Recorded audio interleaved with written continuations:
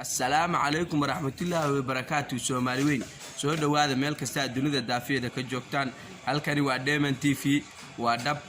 dag oo dhameystiran Diamond TV waxaad sameysaan channelka daad ku cusubtiin subscribe dhac ka siiya fiidiyoga sii share gareeya asxaabtiina la wadaaga like iyo comment-gana ina ka dhisa intaas ka gadaal maanta waxaan rabaa inaan barnaamij ka hadlo waxaan rabaa inaan barnaamijkaas gudaha u galo barnaamijkaas wuxuu ka hadlayaa dhibaatada siyaasadeed ee Afrika ka jirta Afrika waxa jira dhibaato siyaasadeed oo baahsan ba ka jirta waana gumeysto markuu ka baxay Afrika wadan uu siyaasadiisa si fiican u dhisay uu ka tagay ma jiro wadan walba isaga is dhisay isaga qarannimo iska raadinayay wadan walba isaga dadnimo is gelinay ma ahani wadan uu siyaasad ahaan u dhisay gumeysto ma jirin Afrikaanka wadamo maxjira dhulka la galay markuu gumeysto yani uu ka baxay South Africa oo kale xisbiga cunsuriga ah lagu wareejiyay soo dadka cunsurinimada xun ugu sii hayo ma garatay marka gumeysto marna Afrikan xariis ma tusin hase ahaatee maantada aynu joogno 2020 ah siyaasadda Afrika ka jirta waa mid aad u liidata shaalan siinaya maantada aynu joogno 2020 bishii July 4teedii saakada aynu joogno hadii ilaahay ku idmaayay oo aynu joogno qof kasta oo Soomaaliya waa siyaasi saakada aynu joogno qof walba oo Soomaaliya waa siyaasi siyaasaddu la socda Uganda isku waa fiiriyay waa u fiirsaday waa wada siyaasiyiin marka waxaan ogaaday dhalinyaro kala waa arkay kuwa badan oo Nigeria aan arkay kuwa badan oo Suudaaniis aan arkay Afrikaba dadkii bulsho walba wadan walba dadkiisu siyaasadda wadankaasi ku foogan yihiin oo la socdaan saasiisad bal iska daa Soomaalida waxyaalahan ku arko wax kamid ah siyaasadda wadamo kale bay yani la socdaan oo falanqeynaya shacabkii caadiga ah ma ahan dadka suxufiyaasha dadka wararka soo tabiya ma aha dadkii caadiga ah bulshada ahayd qof aan siyaasadda la socon ma jiro wixii maanta dhaca qof walba waa la socdaa waxaas Afrika bay ka jirtaa hadda waxa ogtiin horyaalada Yurub oo kubadda cagta dib baa loo furay maxaa dib loogu furay bulsho badan oo Yurubyaan oo dhalinyarada ahayd kubadda baa siyaasadooda ahayd oo ku xirnaayeen Rashford baa la gadanayaa Ronaldo ka tagay Madrid oo wuxuu u wareegay Juventus waxaas dhacay Arteta wax ku dhacay corona kubadda cagta gabigeediiba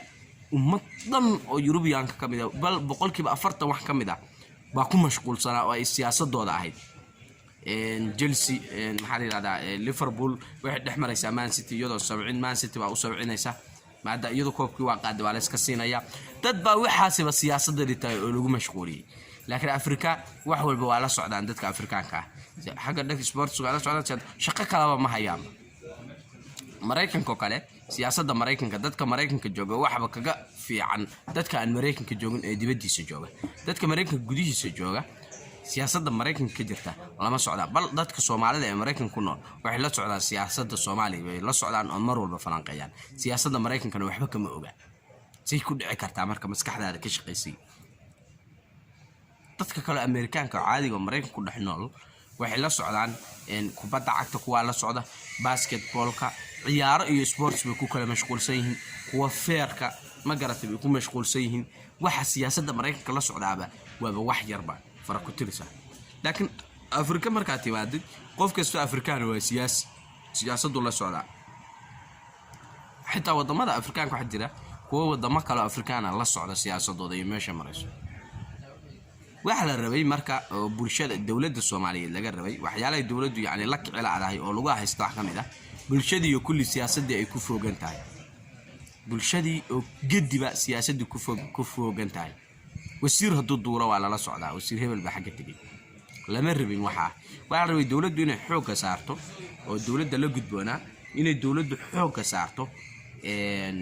sidii bulshada loo mashquulin lahaa oo waxyaalo kale bulshada u fiican iyada loogu mashquulin lahaa oo siyaasadda looga mashquulin lahaa laakiin ummadii oo siyaasadda ku wada jirtay marka waxay tahay يعني waa u jeedaayeen indhaha faraha iga gelin ما قالت وروا جداي إنده فرح يجي كلمة نقط قفل بس سياسة دي ولا سعودة وحول بس ساتوي وبس قاعد هاي بالشحن وحلا جربا مع الجبلات يدا يدول الدبا يجوا إسكاشنا يا إن بلشوين كلافرو وحيالا يكوكلا مشغولان شقوين لا أبورو إن هير وحبرشوا كل الدول لا سمايو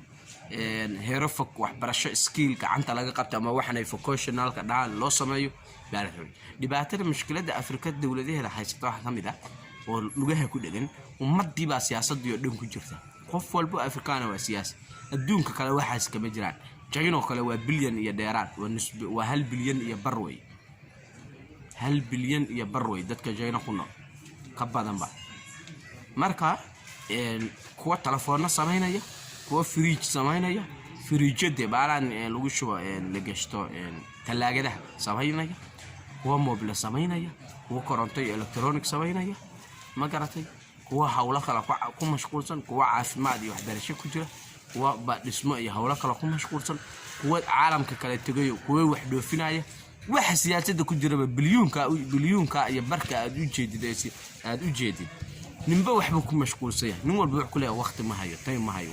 وقت ما هي يعني واحد شو قارتي إن نبي نوح عليه السلام ويمي سلان أويسة ويمي سلان تبي حكيري محاكو قدعي ويحتري الماء يقصقيري انت أبو جراوي تري نبي إبراهيم نبي نوح ويدوحيري الماء كاسقيري انت أبو جرا مركز ويحتري لما بقولوا صوم خسقيري أو يقعدت ما لو بقول سنة جريها واحد يسكع عام هذا واحد جرى أمد عمر جود وصام بقول سنة دمين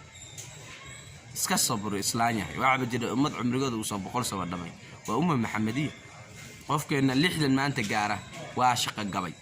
واحد بدل الله ما سيدري كرا ما جرتي مركا وقت كان كودي ويعقل لي قفك جينا جوا وقت ما هي وكله وقت ما هي ورك حوجا وآخر سرايا بس ويسكت جا ورك لكن أمد سياسة دي كجرتها وحلبانادي لا سقطه ووحي wax walba la socota lama rabin sidaas bulshadu way ku fasaadaysaa bal haday bulsho wax la yiraahdo hal meel ay u wada jeesato bulshadaas way halaagsamaysaa haday bulshadu hal shay uu isku qoobto halaag bay u dhowdahay in jar ka dhacdo marka ay jar ka dhacdo bay u dhowdahay maxaa la rabaa marka bulshadu inay kala mashquulsan tahay baa la rabaa ay unba wax ku mashquulsan tahay tusaalaan ku siinaya bulsho walba oo meel ku nool ama magaalo walba oo jirta adduunka ku jirta maxay ka kooban tahay magaaladaas mujtamac way ka kooban tahay bulsho mujtamacaas muxuu ka kooban yahay wuxuu ka kooban yahay rag iyo dumar waa si loo kala qaybin karo soo ma magaalo dhan oo nimana miya aragtay magaalo dhan oo la degan yahay deegaan oo gabdho dumar kaliya ma jiro rag iyo dumar bay ka kooban yihiin haddana way si kala baxaan magaalo walba mujtamac ku nool maxay kala baxayaan dhalinyaro iyo dad waaweyn iyo caruur iyo dhalinyaro iyo dad waaweyn Soomaa bulsho caruur kaliya miya aragteen ama bulsho dad waaweyn kaliya miya aragteen ma jirto bulsho walba waxay leedahay maxaa la yiraahdaa wadaado dad diinta u qaabilsan oo dhanka diinta u qaabilsan bay leedahay bulsho walba waxay kaloo leedahay dad macallimiin oo dadka wax bara waxay leedahay dhakhaatiir bulsho walba waxay leedahay kuwa wax dhisa ma garatay wax walba waa leedahay bulsho aan lahayn ma jiro marka maxaa keenay bulsho dhan oo dhakhaatiir ah magaalo dhan oo dad ku nool dhakhtarnimo ka shaqeeyaan ma aragtay ma jirto sababta marka sidaas loo yeelo waxa kuwa waa ganacsadayaal dukaamo iyo waxba isku kala bedbedelaan maxaa marka keenay sababta ma taqaanaa taas keenaysa ilaahay baa ugu talagalay waa sunna kawniya in bulshada qofba uu meel kaga jiro oo qofba wax ka shaqeynayo ku mashquulsan yahay marka hadii ummadda hal meel u wada jeesato way halaagsamaysaa khayrkuna ugu ma jiro marka mushkiladaha ina haysta inaga Afrika Soomaali ahaan Soomaalinimo ina haysata mushkiladaha ina haysta wax kamid ah oo kamid ah qof walba waa siyaasadii buu ku jira siyaasadii buu la socdaa xilliga doorashadu dhacayso la socdaa musharaxiintu la socdaa حتى waxa la socdaa musharax walba intuu cod heli karo baa la socdaa oo la tirin karo daldi karo hebel intaas waxaysta war waxaas la marrabo bulshada in waxaas yaani waxa rabay siyaasadda in dad gaar ah loo dhaafo lagu aamino dad gaar ah loo dhaariyo lagu aamino faraha looga qaado hadii qof walba uu siyaasadii soo dhax galo oo wax walba la siyaasadayo de wax xumaanaysa baashi waana waxay hadda Afrika ay lugaha ka qaadi lahayd waa siyaasad xumadaas weey lugaha ka qaadi lahayd qof walba uu bulshadii uu ku mashquulsan yahay يعني وحيالها عجيب كأولا لا يا أبو حكم ده بلشوينكي يجا ديار روحي ويهين إلا مشغوليو ومشاريع وأوين لافرو هذا لافتكي وحنا في ديا ميزانية بالدجيا دولة الدجساء معمول قبل هذيلو بيحدك سلان ميزانية بيدك سلان ميزانية ده يدك سلان وبجت كي سنة على استعمال لها أما العكس سنة كان لا استعمال لها دولة لا استعمال لها العكس شو قاعدة أنت شو مليون دولار بقاعدة بل markii laga soo tago mushaharaadka shaqaalaha dawladda oo ciidanku inta ugu badan ay qaadanayaan ay shaqaalaha kale dawladda marka mushaharaadka laga soo tago maxay dawladdu u sameyn laadahay mashaariic yani gali karta mashruuc balaaran oo lacag yar gali karto sida mashaariicda khayriga ah maxaa la yiraahdaa mar walba wadooyinka hadda Soomaaliya wada laga dhisayo waxa lagu leeyahay dad baa isku daray carab baa ku deeqday dawhayadaas ku deeqday baa lagu leeyahay yani wadanka Jarmal baa wadada noogu deeqay dawladdu waa fulinaysa waxaan la yaabanahay inuu isweydiinayaa dawladda laftirkoodu ma leedahay qorshe dadka wadooyinka sameeyay budgetkoodu intuu wadadaas noqon karo oo miisaaniyada dawladda maxaa loogu dari waayay wadada ma dad Jarmal isticmaalay wadada ma hay'ad carab isticmaalayso umad Soomaaliyeed baa isticmaalayso oo ku shaqaysanaysa marka wadada maadaama ay ku shaqaysanayso budgetka qaranka ee sanadlaha la dejinayo ma lagu daraa waa laga yaabaa in lagu daro waxaan ay dhahaan renovation ama dayactir wada hebel baa wax lagu dayactiraya lama rabo meel baadiya oo jiq ah oo la rabo in wadan la mariyo oo daamir la mariyo rabta dad Soomaaliyeed baa u baahan sida mushaharka shaqaalaha dawladda ugu baahan yihiin oo ciidanku lacagta ugu baahan yihiin bay dadkii bulshadiina wax ugu baahan tahay wadooyinka ugu baahan yihiin marka waa in qaranka budgetyada la dejinayo waa in lagu daraa aniga ma rabin yani in WHO laga sugo isbitaal wala halka ama MCH meelahan dumarka iyo qooyada iyo dhalaanka lagu daweeyo hay'ad inay dhisto in laga sugo ma ahayn ama WHO ha noqoto ama hay'ad kale ha noqoto laga sugayay anigu ma ku faraxsanay aniga shakhsi ahaan waxaan rabay budgetka dawladda ay dejinayaan dawladda ay dejinayso in lagu daro ay qayb ka noqoto bal taasa ka fiican sababta taa mushaharka uu baxaya lacagtu iska baxaysa laakiin markii loo dhiso dadkii ceel loo qoday biyo ka cabaan dadkii ceel loo qoday biyo ka cabaan inta soo ka cabayaan waa wax u haraya qorshayaal marka waxaan la yaabanahay miisaaniyada wadanka hal la kordhiyo hadii la rabo waxa lagu kordhiyo laakiin in lagu kordhiyo sidii loo sameeyay la tusaalahan Soomaaliya waxay lahayd intaysan burburkii kacaankii dawladda kacaanka 18 gobol bay Soomaaliya lahayd shaxdaas shaxun ma aha hadii Soomaaliya 18 gobol shax fiican way sidoo kale hadda maamul goboleedyo la sameeyay gobol walba oo Soomaaliya kamid ah maamul goboleed ka tirsan yahay 18 gobol walba maamul goboleed ka tirsan yahay Somaliland Puntland galmudug saa u soco koonfur galbeed Hirshabelle xariga Jubbaland saa u soco maamul goboleedyadaas qaybsigaasina laftirkiisu ma xuma oo wax lagu qoondayn karo marka waxa la rabay in la qoro su'aalahan 18 gobol oo kale sanadka Soomaaliya waxa rabaa in laga qodo 18 ceel baa la rabaa in laga qodo ceelkii wax ku kacaysa intaas budgetkiisu noqonayaan si qiimaha waliba loo yareeyo budgetka galaya Soomaaliya dawladda Soomaaliya dawladda maanta awood leh wax sameyn ka dhac wax soo gadan ka dhac qalabkii lagu qodayay bi hal mar soo gadan ka dhac ama soo kreysan ka dhac lacag yar ku soo kreysan kartaa kadibna ay qodan ka dhac because mashruucu uu kala yahay markaad adigu qabsanaysid way ka lacag yar tahay markii uu qof kale ku qabanay taas maskaxda caadiga logic markii la isticmaalo marka waxa la rabay dawladdu inay soo kreysato qalabyadaas taraktayaasha gawaarida wixii loo baahan yahay 18 ceel in la qodo oo la dhoo sanadka miisaaniyada wadanka waa la kordhiyay intaas oo sanadkii soo raahayd sanad kale intaas laga dhigay sababtuna waxay tahay waxa la rabaa in 18 ceel oo weyn loo qodo wadanka oo gobol walba ceel biyood oo rasmi ah uu yeesho haddii 18 gobol yani budgetkooda uu bato ama lacagtii budgetka loogu talagalay uu bato in la dhaho 9 ceel baa la qodayaa oo labadii gobolba meeshay ka kulmaan oo laba gobol oo kasto isku dhow wax yeelanay meel xuduud isaga dhow meeshaas in ceel looga qodo sid labadii gobol bay biyo u wadaagaan xitaa haddii 9 ceel la awoodi waayo waxa jira meelo Soomaaliya biyo hodan ku tahay sida Jubbooyinka iyo Shabeellooyinka oo wariyaal leh oo way ka fiican yihiin iyagu gobolada kaleeto sid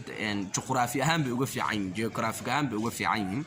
sababtoo ah meelaha ku yaalin waa meelo mar walba goobo biyood ah oo wadigi leh oo wabiyaashii leh ma garatay oo dhul iska cagaaran oo Ilaahay nimceeyay maadaama iyagu u baahnayn aysan u baahnayn biyaha baahi badan u qaban meelaha biyo la'aantu ka jirto oo biyo la'aantu ka jirto goboladaas xitaa 4 ceel hadii loo qodo oo miisaaniyada wadanka lagu daro qaranku wuxuu qodaya 4 ceel taas waa dawlad la yiraahdo asaasi dawladnimadu yani ku dhameystirmaysa dawlad weyn haasana laakiin wali qabiyay tahay asaasi dawladdu ku soo dhameystirma kadhaa waxa la mid ah wadooyinkii in halkaas wada lagu sameeyo bay dawladdu garatay marka wadooyin sidaas la sameeyay oo la gaarsiiyo maamulada iyo goboladii la gaarsiiyo in budgetka lagu daro waxaa rabaa in wadanka budgetka qaranka sanadkii la dejiyo in lagu daro bilicda caasimadda tusaalahan muqdisho waa caasimadda federaalka Soomaaliya waxaa rabaa bilicdeeda sida qurux u noqon lahayd in miisaaniyad iyo budget loo dejiyo kadibna lagu daro budgetka sanadkaas la dejinayo tusaalahan sanadka soo socdo kale 2021 budgetkeeda in lagu daro bilicda magaalada sida u soo bixi karto lagu bixiyo oo miisaaniyada wadanka la kordhiyo sabab muuqan karta markii ceelal la qodo wadooyin la sameeyo bilicda magaalada laga shaqeeyo waxa loo baahanayaa shaqaale man power waxa la yiraahdo shaqaale loo baahanaya shaqaalahaas xagee ka imaanaya China ka imaanayaan ma Mareykan ka imaanayaan kama imaanay bulshadii Soomaaliyeed marka maxay leeysaa shaqo qofkii subaxii shaqo u kalaaya maalintii dhan buu soo shaqaysanaya waqti uu siyaasad iyo ku galama haysto xoogay wararka dhageysanaya ama idaacada dhageysanaya mac salaama intaas ku filan marka sidaas baa laga rabay dawladdu in bulshada la kala mashquuliyo yani muhiimaddeedu waxay ahayd sanadka soo socda si u yaraato arrimaha siyaasiga ama khilaafaadka siyaasadeedka ama yani khilaafka siyaasadeed soo u yaraado sanadka soo socda waa in budgetka la kordhiyaa bulshadiina meel kale lagu kala mashquuliyaa dhalinyarada kale sports ciyaaro loo fura lagu mashquuliyaa dadkii kale xagga ku shaqeystaan dadka siyaasadda ku foogan way yaraanayaan markaas oo qof walba tiisa yani la macaanaanaysa wuxuu hayo baa la macaanaanaysa marka dadkii meel khayriya oo sax ah in lagu kala mashquuliyo baa la rabay oo dawladdu ay u yeelato qorshe gooniya u yeelato baa la rabaa oo tactic aad u fiican oo bulshada lagaga mashquulin karo arrimaha siyaasadda qof ummadda Soomaaliyeed maanta qof walba wuxuu noqday siyaasi Afrikaanka kale waa la mid qof walba waa siyaasi marka baa la rabaa in sidaas loo kala mashquuliyo ummadda waxa yaraan lahaa khilaafaadka bulshada dhexdeeda ka jira waxa yaraanaya khilaafaadka ilaa bulshada dhexdeeda laftirkeeda wax ka dhex jira khilaafaad baa ka dhex jira marka si khilaafaadkaasi waxaas kulliba u yaraadaan in bulshada la kala mashquuliyo tahay wax ka hadlay ceelasha meelaha biyaha u baahan in biyo laga qodo haddaan loo awoodi karin in wadanka dhan laga qodo meelaha u sii baahida badan in loo qodo kuwan kalena oo maadaama iyagu biyo haystaan iyaguna dabcan waxay leeyihiin Ilaahay marogta waa caadil kuwan waxay leeyihiin problemyo ama dhibaatooyin aysan gobolada kale ee biyo la'aanta aysan lahayn tusaale ahaan meelaha wabiyaasha ku badan yihiin waxa ku badnaan kara cudurka malaariyada in u naqaan ama malaariyada sida loo yaqaan ay kaneecada ama duumadu ay ku faafto malaariyada marka meelaha biyuhu ku badan yihiin mar walba wax ku badan kaneecada iyo malaariyada marka dawladdu dhaqaalaha ay caafimaadka ugu talagashay sanadan inay kordhiso si loola tacaalo gobolada ay ku badan yihiin biyuhu ama meelaha dhamska ku yaalo biyuhu ka dhow yihiin ku yaali in ay loo kordhiyo daawada malaariyada oo meelahaas biyo ay ku badan yihiin xarumaha caafimaad ee ku yaal dhaqaateen meelahan ay dhahaan isbitaalada ama siyaajada ku yaal in daawooyinka malaariyada lagu soo badiyo si in gobolada kale ka badan sababta maxay tahay gobolada wax ku badan malaariyada wax ku badan goboladan kalena in iyaga loo kordhiyo mashruuca ceel qodista biyaha oo sidaa la isugu balance garayo cadaalad laga dhigo dadkii loo isku qof walba wuxuu u baahnaa la siiyo dhinac walba wuxuu u baahnaa la siiyo oo bulshada la kala mashquuliyo waxaan inaan sax xasuusiyo xadiis Nabi Maxamed عليه الصلاه والسلام leeyahay lagama yaabo dawladda islaamka inay maalin dhisnaato ama muddo ay dhisnaato haddii cadaalad ka tagto iyo sinaanta dawlad gaalaana ma dhacayso oo ma dumayso intii cadaalad ku sugan tahay yani waa wax waaqica waa wax suuragal ah waa wax firi logic ah يعني دولتنا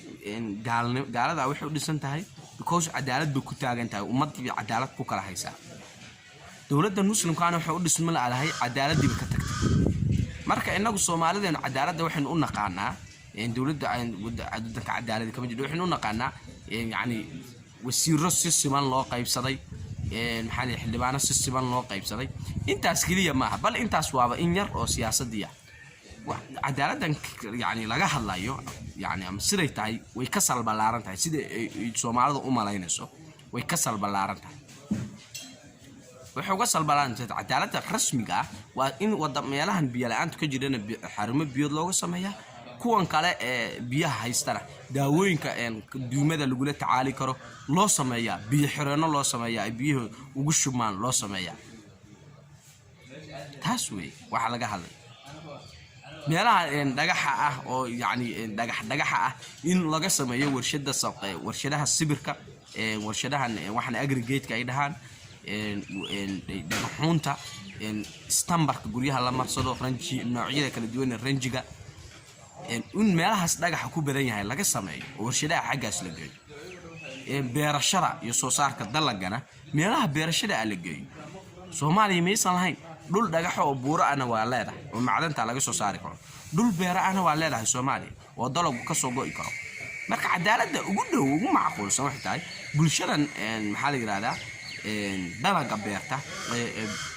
dhirta beeranaya beeraha lahi in loo geeyo qalabka wax ku beeran lahaay dalaga ka soo baxana inta iyagu isticmaalayaan way inta kale loo suuq geeyo meelaha aysan ka baxayn dalagu uusan ka baxayn meelahana istambarkii iyo macdanti kale ay sameeyeen inta iyagu isticmaalayaan mooye inta kale gobolada loo geeyo cadaalad waa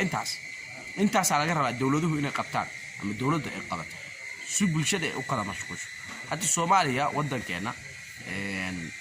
waa wadanka ugu soo dhoofitaanka badan oo wax loo soo dhoofiyo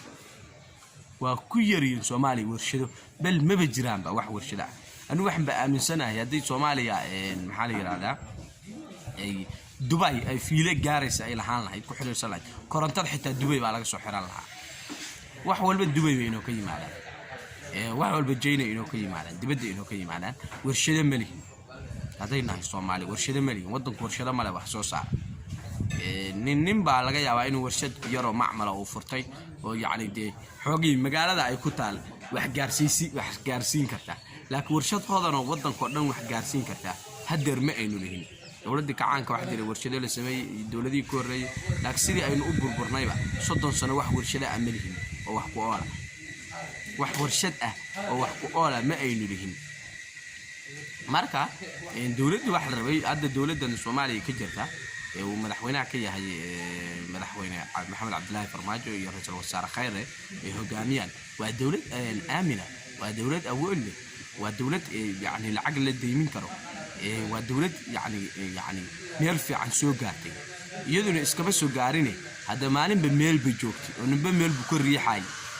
ma garatay ninba meel buu ka soo riixay ma garatay maanta marka meesha ay joogto ma ahan wax maanta iyadu iskaarsiisay ma ninba meel buu soo gaarsiiyay ma sha Allah mid ka fiican yani waqti ka fiican waanu rajaynayna ama tan hasi wanaagsanaato ama tukalo ka wanaagsan hati maade waqti ka wanaagsan baan sugaynaa waxaan leenahay ayaamihii wacnaa waa soo socdaan marka waxa la rabay dawladda maantadeena ay joogno 2020 inay xoog saarto warshadaha wax la yaaba qalabka warshadaha ay ku shaqeeyaan inay wax jaban yihiin oo lacagtoodu jaban tahay marka loo fiiriyo yani budgetyada la dejinayo markii loo fiiriyo qayb yar oo kamid ah 10% ama wax ka yar baa waxay ku beegmi lahayd warshadaha in si isku saamiya warshadaha gobol walba waxay u baahan yihiin gobolada loo geeyo hadii labadii maamul goboleedba wax la iskugu dari karo iskugu darko xoog la saaro sidii wax lagu soo saari lahaa oo uga maarmi lahayd Soomaaliya waxaan dibadda looga soo dhoofiyo ay uga maarmi lahayd dibadda wax badan baa laga soo dhoofiyaa waxa dibadda laga soo dhoofiyo si uga maarmi lahayd waa inuu wadanku wax soo saar yeeshaan dad badan oo Soomaaliya waxay aaminsan yihiin shisheeya inay ka hortaagan laynama ogola inaan wax soo saarsano waxaas waa khuraafaad inaga uun bay wax walba ina ku xiran yihiin wax walba inaga bay ina ku xiran yihiin hadda warshadahan waxa sameeya iyo alaabtii kulli China iyo Japan beec u yaaleen hadda online ka hada gashid saacada aan hadlayo hada taleefankaaga gashid oo wax baartid oo warshad rabtid ama bahalka rabtid wuu ku soo qabanaya inta la siiyo lacagta lagugu soo qaadayo xagee lagugu keenaa way ku leeyihiin xitaa deyn baan kugu siinaynaa way ku leeyihiin inagii baa marka waxaan joognaa meel nooc yani doqoniina ah oo hooseyso joogna haddaynu Soomaalina iyagii baa waxay ku leeyihiin xageen kugu keenaa lacagta gadaalba naga siiyo wax adag ma ah wax la sameeyay ma wixii warshad loo baahnaa ama bir ha samayso ama dhagax ha samayso ama wax kale ama caag ha samayso ma garatay lagu baalki garayn lahaa waad soo gadan karaysaa wax adag ma aha hadda Ethiopia waa wadan aynu darisnahay oo inuu ku dhow oo bad lahayn haddana Ethiopia intaas oo warshadeed baa ku yaal oo wax soo saara annaga Soomaaliya inagoo bad leh warshado ma lihin marka waxay tusaysaa inaynu xoogay caqligeen oo yani caqliga dadka kale taa u muddo inuu ku hooseeyo adigiyo warshadii haysta badii haysta meesha wax lagu soo marin haysta wadan ah lagu aqoonsan yahay midihid wax soo saar midihid wadamadii ku jiray landlocked-ka ku jiray Ethiopia waa wadan weyn iskabada Uganda hadda aan joogno intaas oo warshadood baa ku yaal oo wax soo saara biraha lagu dhex sameeyaa caaga lagu dhex sameeyaa Kampala gudaheeda bal lagu sameeyaa biraha iyo caaga lagu sameeyaa dhexdeeda geeseeda magaalada koonaheeda lagu sameeyaa sonkorteeda wax walba iyada la soo baxda Soomaaliyana iyadoo la loo kaleeyd oo badale waxba ma soo saarto haddana dadka Soomaalida wax ku leeyihiin waa caqli badanahay dadka kale waa ka caqli badana waa leeyna hor taagan yahay cid inoo hor taagan male inaga un baa is hor taagan wallahi bis cid inoo hor taagan aysan jirin waa leeyna ka faa'iideystay uun markii la arkay inay anagu dhaqaaqayn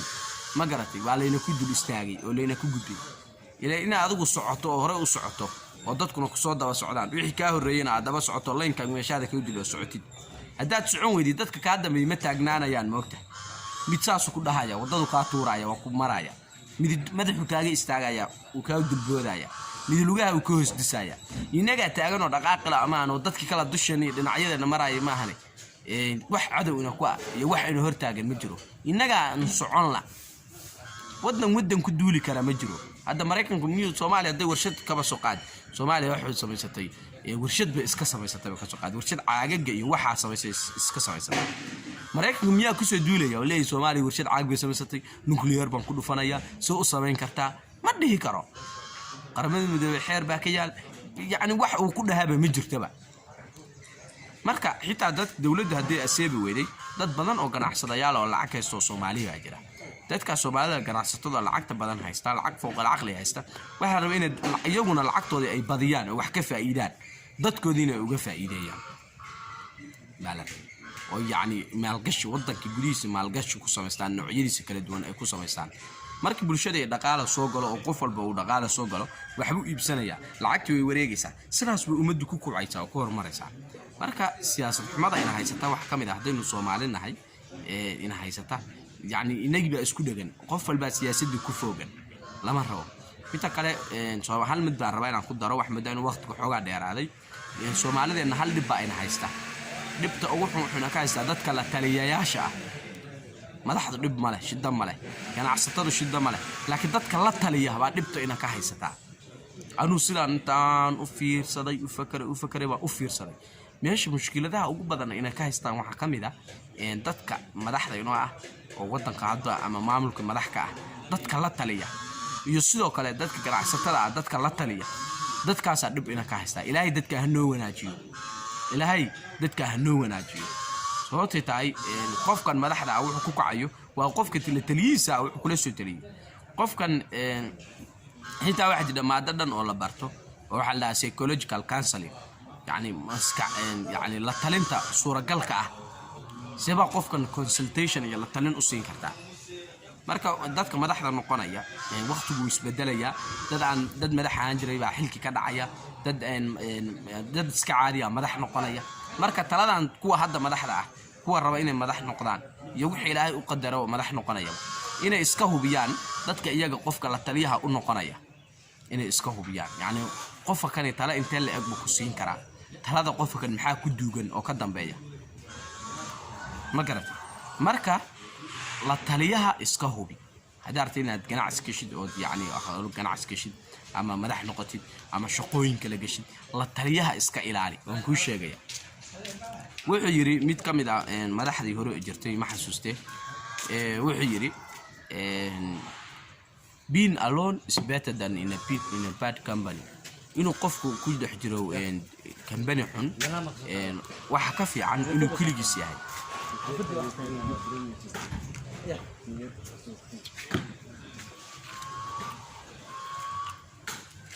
وحيري being alone inaad keligaa noqoto is better than baa wax ka fiican tahay being in a bad company inaad company xun ku dhex jirtid ama yani group xun company yani ma ahan company Soomaalida wuxuu taqaanaa shirkad weyn oo lagu biiro oo mushaharaad fiican laga qaato share lagu darsado oo Soomaalida company u taqaanaa laakiin sidaas waa waxaan u naqaan group ama koox company-ga lagu sheegay ma garad ingiriiska fakhriya moogta luqadaha adduunka ugu fakhrisan ingiriiska kamid ah luqadaha adduunka ugu fakhrisan ingiriiska kamid ah aniga iga qor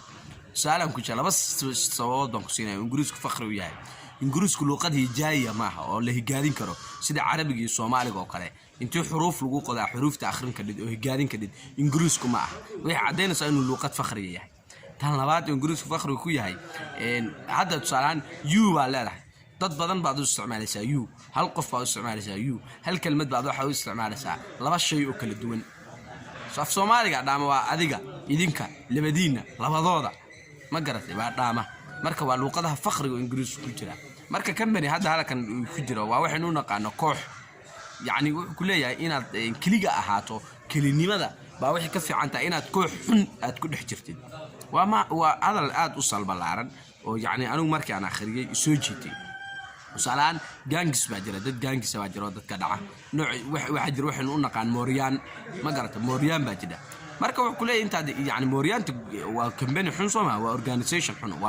وكوح حن سوما مركب أنت كجري لهيد كجري لهيد تيم حن كجري لهيد أما كوح حن كجري لهيد كوح حن كجري لهيد واحد كفي عنينا كلي قاعد وكلي قاعد يعني هذه كلي قاعد قارع تاعي وكفي عن مركب waxaan u maleynayaa waa xiiqay waa ila xiiqdeen anuguna hadal baan ku xiiqay saan u halaayay idinkuna saa ii dhageysanayseed baad ku xiiqdeen ku daasheen macna marka almuhim siyaasadii wayna ku jirnay dhibaatada in haysato wax ka mid ah dadkii kuma boorisana yani afrikaankii siyaasadii inay taageeraan tusaale ahaan marna waa wax shisheeye marna waa wax sukeeye Soomaaliduna aad baan ugu hooseynaa anigu waa fiirsaday waa u fiirsaday aad baan ugu hooseynaa salaan maalin dhow Trump ay Soomaaliya wixii booliis kama jiro safety kama jiro ma garan qof u jawaabay anigu dad caayay waa arkay laakiin de wax la buunbuuninayo ma jirin dadku Trump ka wada baqayaan Trump inna lillahi wa inna ilayhi raaji'uun warnaf walba xilli way leedahay ajisha dhimanaysa qof walbana wixii loo qadaray waa ku dhacay xitaa dawladda Soomaaliya way ka gaabsatay inay Trump u jawaabto ama jawaab celin hadalkiisa ay ka bixiso hase ahaatee su'aalahan hadii wasaaradda warfaafinta Soomaaliya kale ay soo saar lahayd wax ay ku dhaleecaynayaan hadalka Trump sidii walbaba loo dhigay ay ku dhaleecaynayaan waxa markaa la rabay ummadda Soomaaliyeed inay qaado qoraalka wasaaraddu soo saarto inta screenshot ka qaado ama haduu video yahay inay ku share garayso gruubyada aan Soomaalida ahayn su'aalahan gruubyada qof walba wadan dad badan oo Soomaaliya qurbaha jooga Soomaa qof walba waxa jira gruubyo wadanka uu joogo uu ku jiro ama WhatsApp ha noqoto ama Facebook ha noqoto uu gruubyada ku share garayo si hadalkaasi u gaaro ilaa 10 milyan oo qof ay u aragto laakiin waynu ku hooseynaa Soomaalidana qof Soomaaliya wax ku dhacayaan ama ajnabi sawirkaas baa la wadwadaya ama qoraalkaas la wadwadaya Soomaalida uu ku dhex meeraysanaya Soomaalida uu ku dhex meeraysanaya ma gaarayo caalamka kale ma gaarayo marka wax la aad bay ugu hooseen wax la marka qaar kood marka wax dhacaan oo video laga soo duubo ama sawir laga soo qaado screenshot in caalamka dhan la gaarsiiyo mas'uuliyadaas waa mid adiga idaawanayo ku saaran mid aniga kula hadlay saaran mid qof kasta oo Soomaaliya saaran way sababta taa inaad qarannimadaada iyo shakhsi ahaantaada hadda maalmihii hore fiidiyoyadii hore wax ka soo hadlay dhibaatada Afrika ka jira waxaan ka soo hadlay identity-ga ama shakhsi ahaanta qof shakhsinimadiisa ma garatay inaysan hoos loo dhigin marka si Soomaalida loo bahalki karo Soomaalidu waa dad caan ah adduunka dhan hadda waxaan u maleynayaa qof adduunka ku nool oo Soomaaliya maqal ma jiro ama Soomaali maqal ma jiro waan u maleynayaa waxaan la yaabay dawaad xasuusataan ninkii Djibouti u aflagaadeeyay oo waxa wasiirka arrimaha dibadda wadanka Iran Soomaaliya wasiirka arrimaha dibadda Iran ninkii yiri waxa ceeb ah inaan maqlay wadan la dhaho Djibouti ya wax saas kale u kale yiri masoo yiri waxa ceeb ah inuu jiro wadan la dhaho Djibouti wax hadal sidaas kale yani Djibouti ma garanayo oo kale hadalkiisu u dhacay ma garatay Djibouti waa wadan Soomaaliyeed waa shanta fiidiyoyadii hore waan ka soo hadlay waxaan kaga hadlay fiidiyoy Part 3 inuu ahaa waan u malaynayaa gumaysto Afrika dibtu uga tagay Part 3 baan kaga hadlay shanta Soomaaliyeed kaga hadlay waxna fiidiyoga ku cadeeyay shanta Soomaaliyeed yani inuu gumaysto shan u kala qaybiyay shanta Soomaaliyeed midba gobol lagu daray Ingiriiska la yiraahdo gobol qaado Talyaaniga mid la siiyay Faransiiska Djibouti la siiyay Ethiopia la siiyay dawlad deegaanka dawlad DDSI la siiyay NFD la siiyay Kenya gumaysto shanta u kala qaybiyay fiidiyogaasan kaga hadlay marka Djibouti waa dad walaalahena waa dad Soomaaliyeed waxaan rabay waliba markay xorriyadda Djibouti qaatay in gobol Soomaaliya kamid laga dhigo oo la isku daro si loo kobciyo awoodda Soomaalinimo loo kobciyo waxaan aanay bulshada ugu balaaran ugu dhaqaalaha badan meesha ugu istaraatiijiga ah degan ma garatay baynu noqon lahayn xitaa Djibouti hadii lagu dari lahayo Soomaaliya hal wadan baa la iskaga dhigi lahaa Soomaaliya wax noqon lahayd hadda waa wadanka ugu xeebta dheer Afrika markii laga tago jasiiradda Madagascar oo iyadu biyo ku wareegsan yihiin markii laga tago waxay noqon lahayd boqolkiiba 10 ama boqolkiiba 20 xeebta Afrika ay leedahay Soomaali baan ahaan lahayd waa inaad meel fog ka fikirtid moogta hadii Djibouti iyo Soomaaliya hal wadan baa la iskaga dhigi lahaa Soomaaliya waxay buuxinaysaa ugu yaraan boqolkiiba 10 ama 15 xeebta ay Afrika leedahay qaaradda Afrika aad u jeedid xeebta ay leedahay boqolkiiba 15 Soomaali baa leeyahay inta kale Afrikada kala xaqaysto bal fiir waa uu nimco Ilaahay ina siiyay laakiin ma aynu ku baraarugsanin ma aynu fahansanin dadkiina ku horeeyana Ilaahay ma garansiin ilaa qofku waa inuu wixii Ilaahay garansiiyo moogta inaad aqli badan tahay in EQ-gaagu sareeyo inaad aqoon badan leedahay waxaas oo dhan wax ka fiican in Ilaahay wixii uu kugu toosiyo aad heleesho baa ka fiican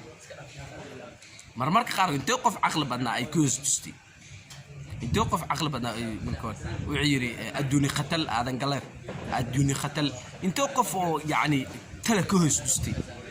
intee qof baa jaanis iyo talo ka hoostay marka waxaas oo dhan waxa muhiim ah qofku يعني إنه يسوق فهمه عم بالشدو أي فهمته ماشى يلا أفيعن بالشدو فهمته مركا سياسة دي والكل جري أفريقيا واحد لقد بون وحرينا في يوم سوق بجمعيه واحد لقد بون أفريقيا الدولة ده أفريقيا كان لقد بون ولا جربا سيدي هدي لا يكون إجماعي أي سيدي يعني بالشدو لوجا مشغولين السياسة ده وقف السياسة ده وكجرو لوجا مشغولين تاس فرعنا الدولة ده أفريقيا كأي حوجة سعرا واحد ربع دولة أفريقيا كان إن بالشدة ولا كم مشغولين سياسة ده هدي بالشدة ودنا السياسة ده كله حجده وحي وخرم ميا مركب واحد بقادين يا وفرين تقدر يا دتك الصوماليات دولة الصوماليات إمام الجولات يلا يسودو كلا ودمada Afrikaanka fariinta uu daray waxay tahay inay bulshadooda ka mashquuliyaan siyaasadda ay ka mashquuliyaan ay u mashquuliyaan meelo kale oo khayriya bulshadana ay dan ugu jidho dawladana ay dan ugu jidho si dawladdu ay u xasisho meelaha ugu amni yani dawladaha ugu Afrika ugu khalkhalka badan dawladaha adduunka dawladaha Afrika waa kamid ah khalkhal siyaasadeed marka la dhaho ama isku dhaxyaac siyaasadeed dawladaha u nugul waa dawladaha Afrika oo dhaqsana u burbura sababtoo ah bulshadii baa already waxay dhagta ku haysaa siyaasadii dhagta ku haysaa marka siyaasad khalkhal siyaasadeed u yimaadana dawladda dhulka soo galaysa laakiin dawladaha kale sidaas lama mid ahan bulshadii baa wax ku kala mashquulsan tahay meelo kale ku kala mashquulsan oo bulshadii baa wax ku kala mashquulsan tahay meelo kale ku kala mashquulsan oo siyaasadii wax ku mashquulsan yihiin waxbarashadii wax ku mashquulsan yihiin ciyaarihii wax ku mashquulsan yihiin waxyaabo kale marka maadaama bulshada ay waxyaalo kale ku kala mashquulsan yihiin caalamka marka dawladaha kale ay dumaan dawladdu ay dhacdo yani khalkhal siyaasadeed xoog weyn ma jiro sababtoo ah bulshadii ma fahansana siyaasadda ma fahansana wax badan kama fahansana waxyaalihii dawladii kacaanka inay wadanka ku qabsato military u sakhray wax ka mid ah bulshadii markaas joogtay waxay u badnayd dad beeraley iyo waxay u badnaayeen xoolo dhaqato oo miyiga lagu maqnaa magaalooyinkana wax yar baa joogay intaasuna siyaasadda kuma foojinaan marka si basiida bay ku qabsatay dawladii markay dadkii dawladii intaas oo sano soo talinaysay 20 sano wadanka haysatay dadkii magaalada soo galeen dadkii siyaasadda wax ka barteen markay dhacdayna waxay u soo kaban weyday wax kamid ah dadkii oo siyaasadda gabigeediba cabsan oo dhagta ku haya oo qof walba siyaasadda gacanta ku haya marka indhaha faraha iga gelin bay noqotay marka waxa la gudboon saacadan aynu joogno ama sanadkan aynu joogno ama waqtigan aynu joogno inay dawladuhu ka mashquuliyaan bulshada ay ka mashquuliyaan arrimaha siyaasadda ay ka mashquuliyaan baa la gudboon intaasaan fiidiyoga maanta ku soo koobaya aad baad u mahadsantihiin daawashadiina waxaan ku codsanaya inaad si subscribe channelka saaraan fiidiyoyada kala ku gruubyada kala ku share gareysaan asxaabtiina aad la wadaagtaan aad baad u mahadsantihiin Soomaali weyn meel kasta dunida daafiyada ka joogtaan waxaan leeyahay waa dhag oo dhameystiran Diamond TV intaynu fiidiyoo kan oo kala ku kulmayno waxaan leeyahay khayr baan idin rajeynayaa nolosha intaad noojin nolosha farxadii bashbaash ku dhameysta marka aad dhimataana ilaahay naxariistiisa ha idin siiyo ilaahay waalidkiina iyo waalidiinta baa u naxariisto